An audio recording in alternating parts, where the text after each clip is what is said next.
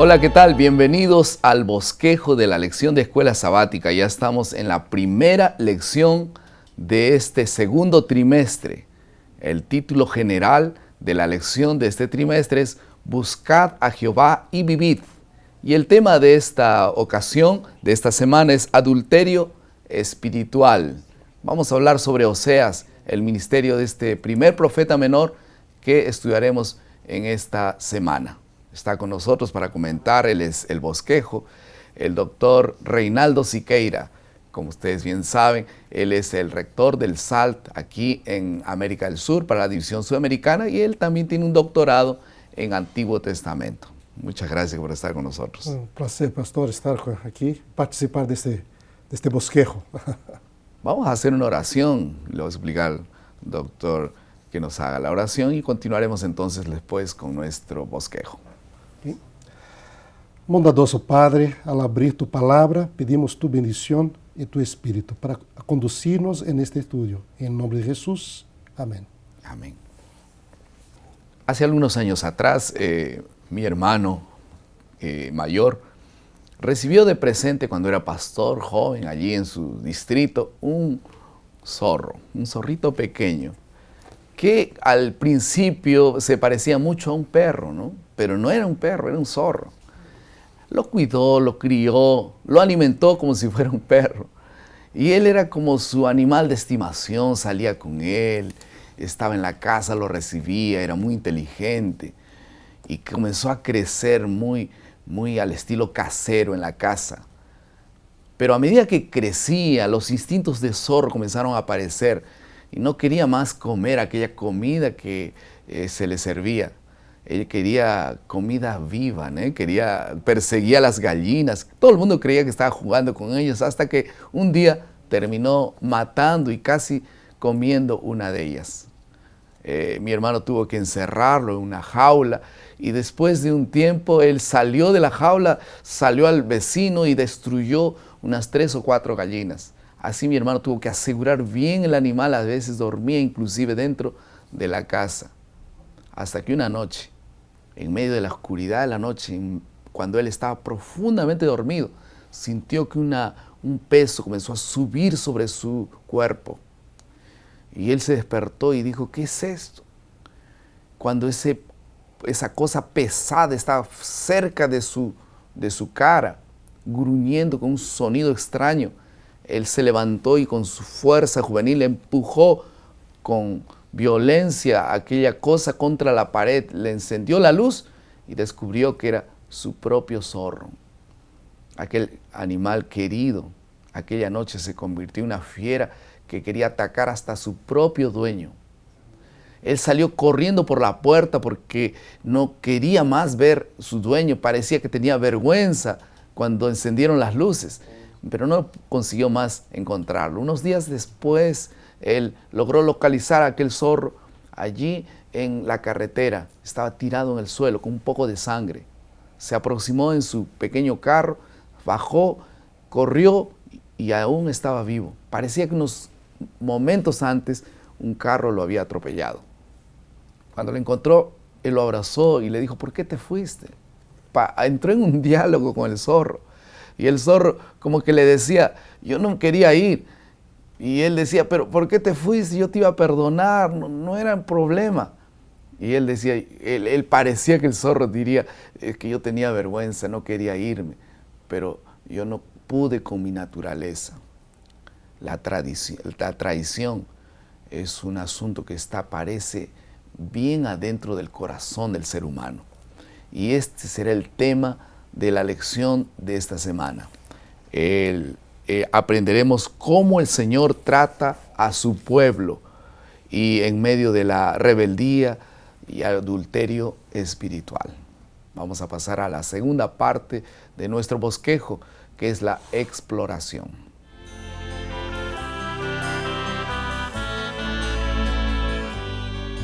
Estamos en esta segunda parte del bosquejo y vamos a tocar 2 puntos específicos: infidelidad y también restauración y perdón. En esta primera parte, doctor Siqueira, ¿cuál era el contexto del libro de Oseas y para poder conocer un poco la infidelidad que ocurrió con la esposa de Oseas, ¿no? Bueno, cuando miramos el contexto de las profecías de Oseas, nos vamos a ver que él se ubicó en el ciclo octavo, o sea, cerca de 760, 740 antes de Jesús Cristo, ¿no? En esta fecha, el rey del norte era Jeroboam, que tenía como uno de los hijos descendientes de Jehú. Jehú, ¿no? Jehú, sí. Jehú, él hizo una reforma en Israel, cuando Dios lo llamó por fin a la casa de Acab, Jezabel. ¿Este Jeroboam el primero o el segundo? El segundo Jeroboam. Okay. Había el primero Jeroboam, que fue ese que dividió el reino. Sí. Con el hijo de Salomón, sí. Roboam, sí. ¿no? Que no quiso oír el consejo de los ancianos. Entonces Jeroboam llamó a sus tiendas, oh Israel, no tenemos parte en la casa de David, ¿no? Entonces eso fue 200 años antes. Eso ahora es un otro Jeroboam. Es un Jeroboam que era descendiente de Jehú. Acordarse que Jehú era un general que Dios llamó para por fin a la casa de Acab, que fue el peor rey del Reino del Norte, que perseguía a los profetas, adoraba a Baal. Este Jehú, él intentaba seguir a Dios. Dice, yo tengo celo por Jehová. Venid, dice uno de los profetas de Dios, venid y ved qué celo yo tengo por Jehová, ¿no? Pero, sin embargo, a la vez de seguir a Dios, él cayó en los mismos pecados del primero Jeroboam. Él planteaba que seguía a Dios, a Jehová, pero temía que si la gente fuera a adorar en Jerusalén, que la gente iba a volver a la casa de David, a seguir el rey davídico, ¿no? Entonces, para evitar esto, entonces continuó a incentivar el culto a los becerros de oro en Betel Edán, diciendo que esos becerros eran los representantes de Jehová. Entonces había una mezcla entre adoración a Jehová con adoración a dioses paganos. E intentar edificar a Jehová como Baal, como si Baal fuera Jehová y Jehová Baal, el mismo Dios. Así había este problema que el libro de Oseas va a presentar como adulterio, ¿no? Hasta que el nombre de Baal es el mismo origen, ¿no? Sí. ¿Qué significa? Baal quiere decir Señor. Señor. Entonces, Jehová es el nombre propio de Dios. Pero también se llamaba otro nombre de Adón, Señor. Entonces dice, bueno, Jehová, Adón, o Adonai, o Baal es la misma cosa. Y si adoramos, entonces hay siempre esa tendencia que hasta hoy la gente lo tiene. ¿Sí? Podemos adorar a Dios de cualquier modo, podemos mezclar la cultura en que vivimos con cosas con Dios, pero la cultura que vivimos en cosas que son contrarias a la palabra de Dios, pero no hace tanto mal.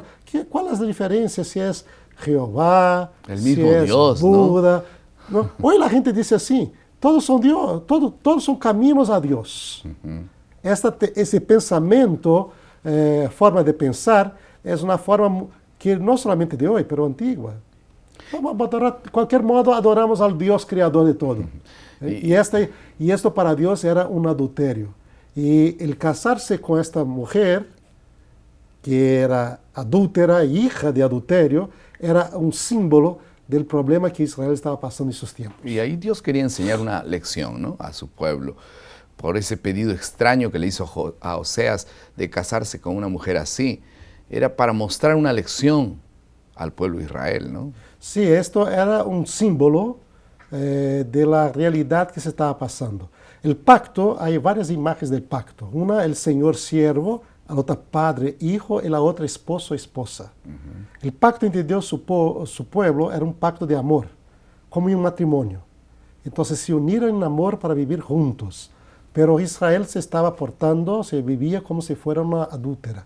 Aunque tuviera su esposo, buscaba a otros hombres, a otros dioses, a adorarlos, a seguirlos, ¿no? Y creía que sus bendiciones venían de estos otros dioses y no de Jehová.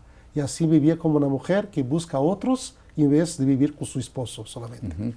Y es fácil entender cuando una persona abandona a su cónyuge porque la maltrata, porque la abandonó, porque es infiel, en fin. Pero en este caso, ella lo dejó a él por ninguna razón. Él era un hombre bueno, la protegía ella no hizo nada más que irse sin ninguna razón. Por eso es que tal vez hay un contraste muy grande entre ser infiel por causas que lógicamente lo empuja a una persona a hacerlo y no es nada justificativo.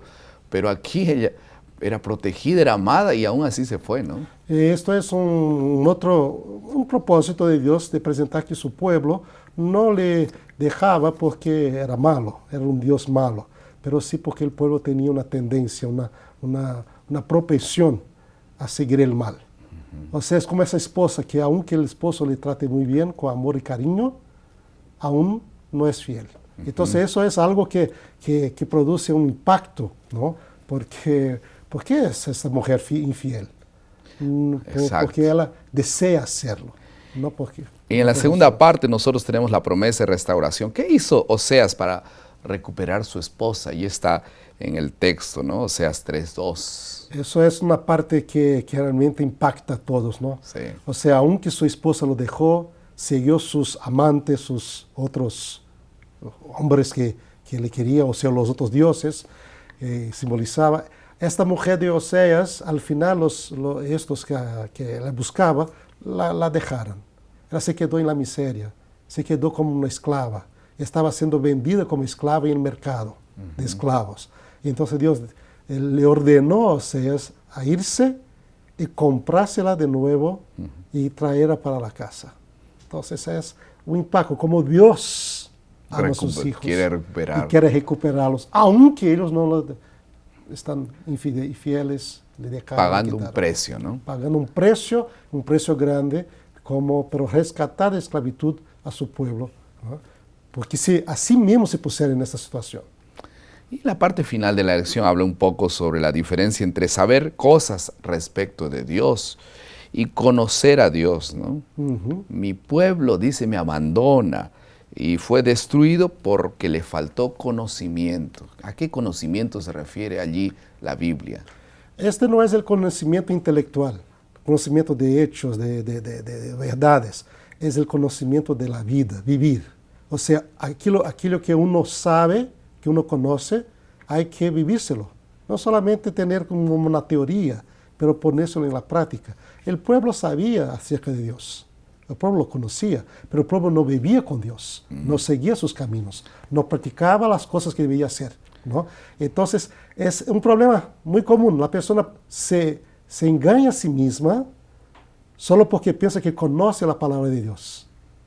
Y bueno, yo conozco a Dios. No, pero no basta. ¿No? Esto es necesario vivir con Dios, caminar, seguirlo, ¿no? Seguir sus leyes, su palabra. Y exactamente como pasó en la parábola, ¿no? No te conozco. ¿Y por qué no me conoces? Yo hice esto, hice el otro, profecías. Conocer a Dios es fundamental, la experiencia personal con Dios. Vamos a pasar a la tercera parte de nuestro bosquejo, que es la aplicación.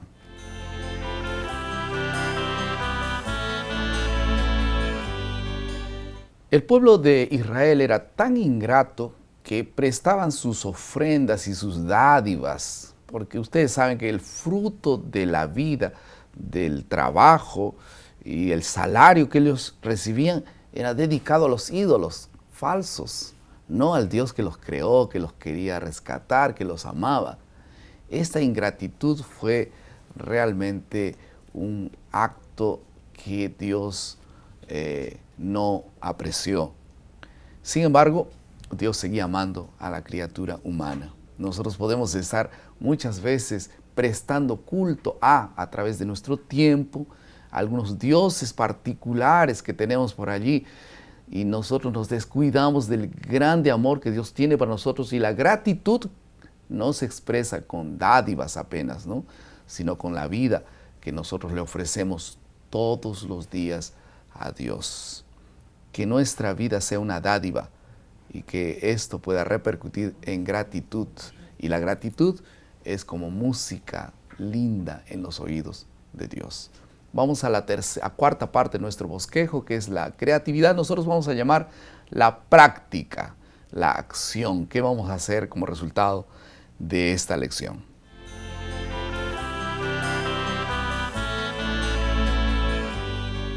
¿Cómo llegamos a conocer a una persona? ¿En una relación superficial o con una relación profunda, conversando mucho, caminando juntos, yendo para todo lado, ¿no? ¿Será que Dios es aquella persona con quien hablamos bastante, nos comunicamos todos los días, es la prioridad de nuestra relación encima de todas? Quiero hacer un desafío para ustedes.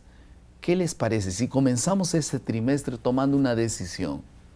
¿Por qué no aprendemos de la mano de Dios a conocerlo cada día más?